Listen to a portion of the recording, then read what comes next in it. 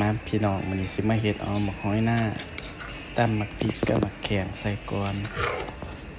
มันจึงค่อยแซ่บหลังจากนั้นก็ใส่ข้าวเบื่อเหลืองคันมักแข็งๆก็ใส่หลายเนาะค่อยมีข้าวเบื่อบ่หลายข้อยก็เลยใส่น้อยหนึงแล้วก็ผักสิงไข่เฮาใส่แล้วข้อยก็สิเอาหมักบวบหน้านี้ลงก่อนนะเพราะว่าคิดว่าหมักบวบมันคือสิสุกซ่านะแล้วก็ใส่ปลาแดกของเฮาปลาแดกบ้านเฮาเอง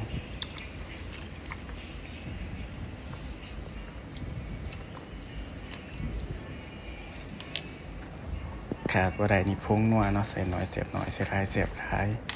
แต่เองก็มากับหมักหอยหน้าใส่ลงไปนี่ค่อยมีเห็ดหน่อยหนึ่งเห็ดนางฟ้าก็ได้ภาษีใส่ลงไปแล้วก็ข้นให้มันเข้ากันแล้วก็มาผักของเราผักขาดกับผักด่างขมแสบแห้งใส่กับออมหอยใส่ลงไปแล้วก็ตามโดยผักซีลาวแล้วก็หอมบัว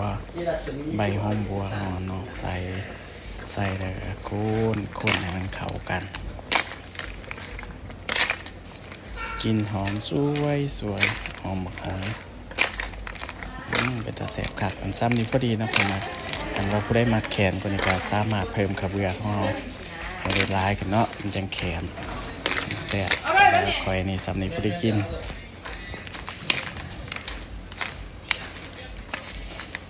กระเหลียวแต่พี่น้องหอมบักหอยนาเฮาปิดท้ายด้วยพักนั่งตู